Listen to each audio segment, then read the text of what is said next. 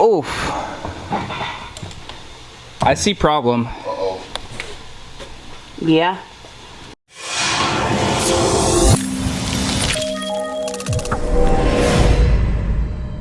Hey everybody, it's Jordan with Modular Head Shop. Tonight we're going to be starting part 2 of Andrew's teardown. We're going to tear down the cylinder heads, inspect for any further damage. On the first video, we tore down the long block and the short block. I got the heads off, and the only thing that we really saw was some burning on the deck from where the head gasket had failed. Other than that, we didn't find anything. So Andrew is changing setups, going to a turbo setup. Cams are sold, so we're going to pull the cams out, then take the heads apart, and I'll show you how I check for other parts of damage that you might not can see from the outside. First thing I'm going to do is just loosen all the camshaft bolts, one turn at a time until we get some of the spring pressure off.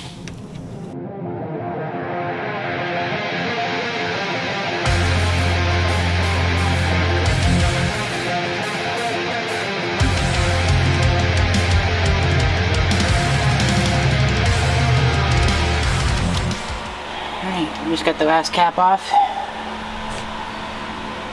Here's the second to last.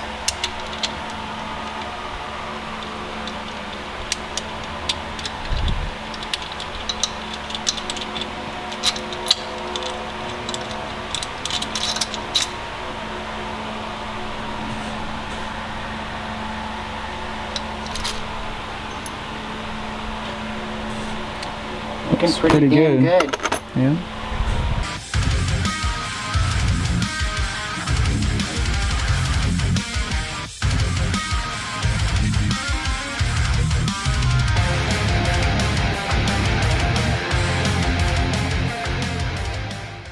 Alright, we got all the caps off. So now all I need to do is pull the camshafts out. If you watched our assembly video, I've already done this once before. I'm just going to pick them up in the rear and slide them out this way.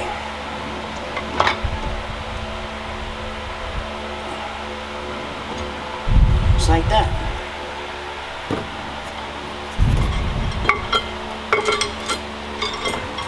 Pull our secondary chains off.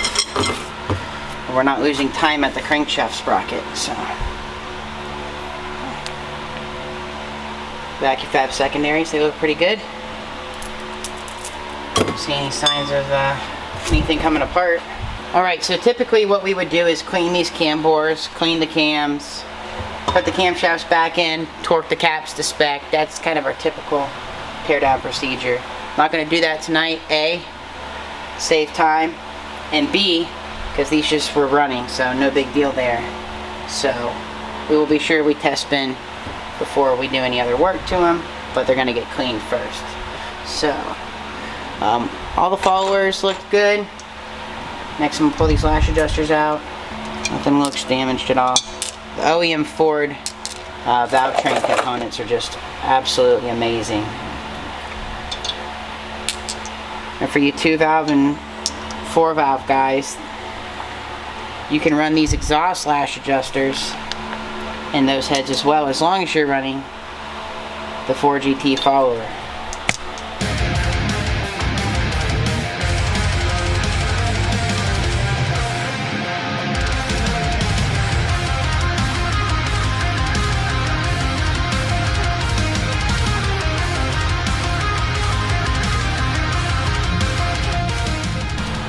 So I don't see any maintenance that needs to be done here. The wear strips are definitely good for reuse. Quite impressive as many times as you hit that rev limiter. Oh, a lot. Yeah. there's a lot of rev limiter. Okay, the next thing we're going to do is pop the springs out. So one thing that will happen is a lot of times the lock and the retainer will get stuck, and so when you go to compress the spring, it won't want to kind of unlock. And if you have a spring compressor that's made for these heads like I do, it'll jam up the spring compressor. Or if you put it on a seat and guide machine or any type of overhead system and you're not holding the valve on the bottom, it's just going to push the valve open. So the best thing to loosen them up with is just a little bit of vibration. I'll show you guys how to do that right quick as soon as I grab some safety glasses. Alright, so this is actually just a plastic extension. Same thing I have on the installer, right? So I'm just not going to mar up the retainer, so we're just going to put it over here and just give it a little tap.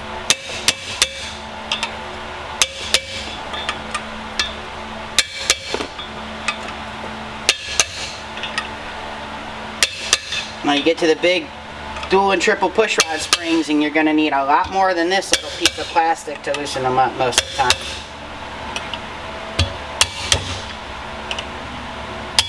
Also, if you're doing this, you may want to wear gloves, and definitely make sure that your hands are not oily, because if you slip,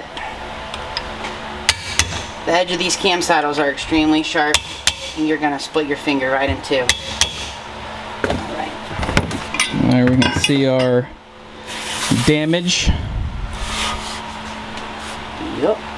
So this was the damage from the failure. Luckily, Jordan is a master with heads, and that's not a big deal for him to fix up. But we're going to see what the valves look like. Remember using this? I did one. You did. Yep, I did one goofy. myself.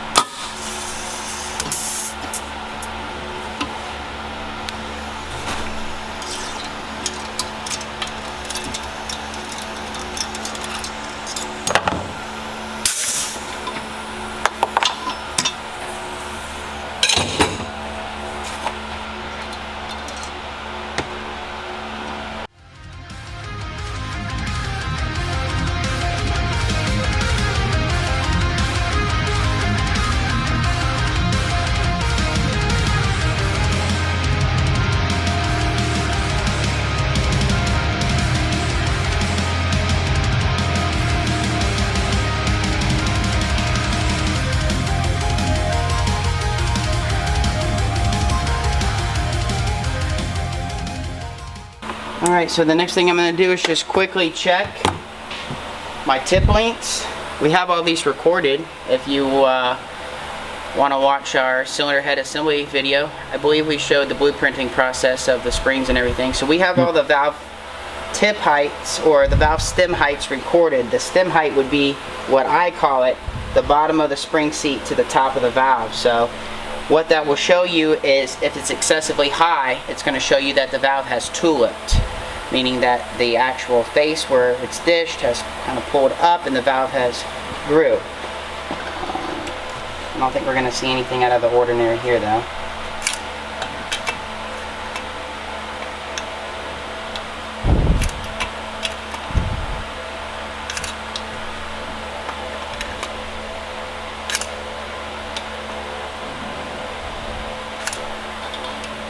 I got one that's just about 3 thousandths high on the scale.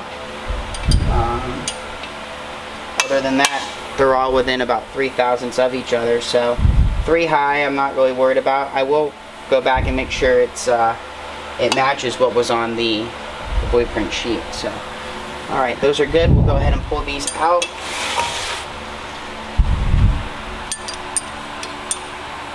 Damaged ones. Let's see what. Haven't really seen anything, any real bad damage from the fastener that went through here. Still shiny. This one's not the easiest one to do. Oh, you know what? We're gonna do it this way. We'll do it this side.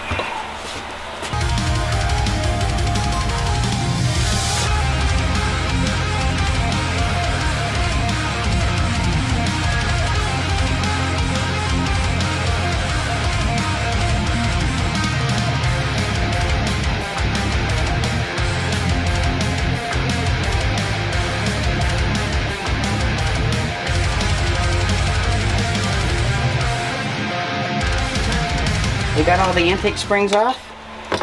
We're gonna do the same thing. Check the tip or the stem heights real quick.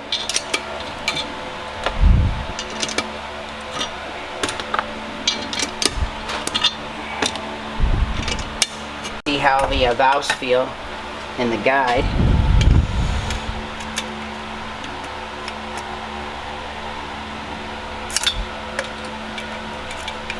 Alright, we're all good there.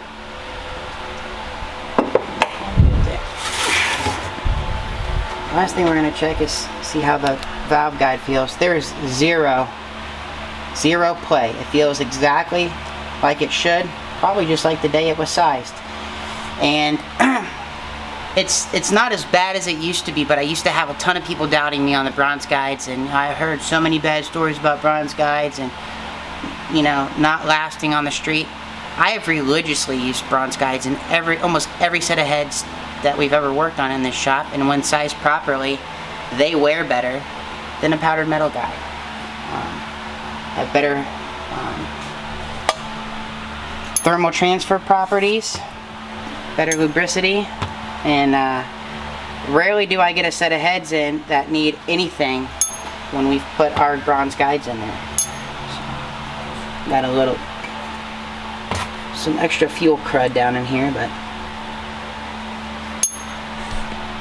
some on the valves too. So these things really just need a good deep clean, and we're gonna fix this problem spot, weld it up. That'll be a fun video. Deck it. Yeah, run the CNC. Probably when, so what we'll do, we're probably gonna touch the valve job on here, but I'm probably gonna do that afterwards. So what I'm gonna do is we'll get everything clean real good. I'll grind out this, because you want something clean to start on. And we'll throw 2 exhaust valves in here, and maybe even with springs. The more pressure, the better it's gonna work as a heat sink. So, and that'll be our heat sink to protect the seats. I'll just come in and weld off of here. We'll skim that, and then we'll put it in the machine, and we're just gonna bring the exact chamber program up, maybe 5,000, so we don't nip a seat or anything, but at the top, it's gonna clean up whatever weld is protruding into the chamber. So, the other thing we'll do is go ahead and face the intake and exhaust flanges. That's not something I had available at the time that we did these. I do have that now, so we'll go ahead and do that. The last thing we're going to do is pull up Andrew's old blueprint sheet, see what the springs were on the seat pressure and installed height, and then we're going to test them and see how these Pack RPM series springs have fared of Andrew's abuse. Alright, so here's our blueprint sheet. I don't know where the time goes. Do you, dude? Yeah, 2020, right? 3/5/2020, yep. So we had 1/7/15. Wait, that's like almost exactly 2 years. Oh yeah, it is. Holy smokes. Yeah. Wow, I can't even tell you what the date is today. Anyways, 1/7/15 on the intake, 1/5/75 on the exhaust. That's what pretty much stock. So we had 123 pounds of seat pressure on the intake and 121 on the exhaust. The spring rate was 303 on the intake, 302 on the exhaust, so really close. So we just got 1 spring of each, and we're going to go ahead and test them out on our spring tester. See how they wore.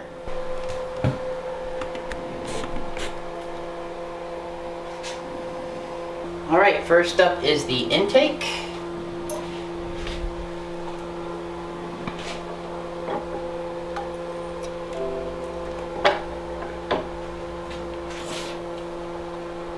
Alright, we've lost a little bit of seat pressure, it looks like. Let me go do this one more time. Spring rate was pretty close though. Okay, we're at 110 pounds on the seat, 280 open, and a spring rate of 308. So we've lost just a little bit. Seems. Let's go back here and look. Yeah, we lost about 10 pounds of seat pressure total. And we're at about just the exact same bind length, so nothing's really changed dimensionally. It's just lost a little bit of its spring. Still 110 after, I mean, ridiculous amount of passes. And a lot of power. And a lot of pulls. Yeah. Alright, we'll go ahead and we're going to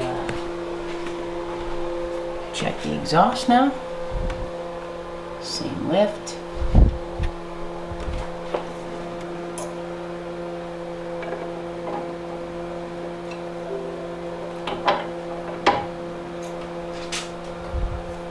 Alright, We have 114 on the seat and 301 on the spring rate. So we're almost exactly, the spring rate has been very consistent from what it was before. It's just the seat pressure has dwindled down just slightly.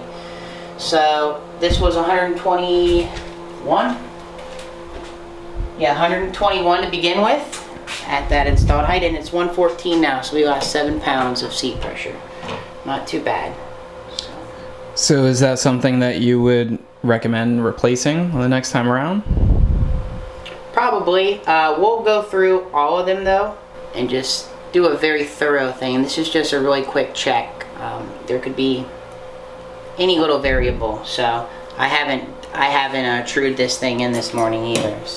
Or I did not true this thing in this morning. So we've been using this all day. So it could be off just a little bit, but more than likely it's not. More than likely this is 100% accurate. I'll probably want to go ahead and change springs just while it's apart. But in reality, you could probably run these springs for another few years with zero issues. I've never really seen them any worse than this. So they would be fine for reuse if we wanted to. So we'll make a decision once we go through them all and see how they check out. Yep. All right, so we got the bad head torn down. Yeah, we got the bad head torn down. I'll tear the other head down tomorrow. No reason that it's going to have any damage. This one looked just fine except for the flame travel out the side of the head gasket. But yeah, we'll get them torn down. We'll get them cleaned up. And then I guess you want to film a little bit of the rebuild maybe? Yeah. Yeah. Yeah. Just cleaning the valves again, regrinding the valves. Just kind of like what goes into a quick refresh. Now that we have all the valve guides and stuff replaced, they don't need to be touched. We might regrind the valves. Yeah, we built this with the intention of pulling the engine out to refresh it. Yeah. Obviously, we should have pulled it out before. And that's okay. It happens. We're here now. Yeah. So, yeah, we'll get the other head torn down tomorrow, but that's going to be it for today. Hope you guys enjoyed it. See a little bit more behind the scenes, what goes on. Yeah, make sure you hit the like button. I know a lot of people like the build series on building the engine. Yep. And I'm sure a lot of people will be excited to see the head. Cause once we get it fixed up. Yeah, I mean that's a pretty wild thing. I mean, I don't think a lot of people see heads get repaired like that. So there's a bunch of people who were like, "Oh yeah, you need a new head." Oh no, we would never throw that away. As long as the cam bores are good and the spark plug hole's good, we'll be all right. Yeah, we'll be all right. So definitely look forward to more 5.8 build videos, and there's a lot more coming. Cool. See y'all later.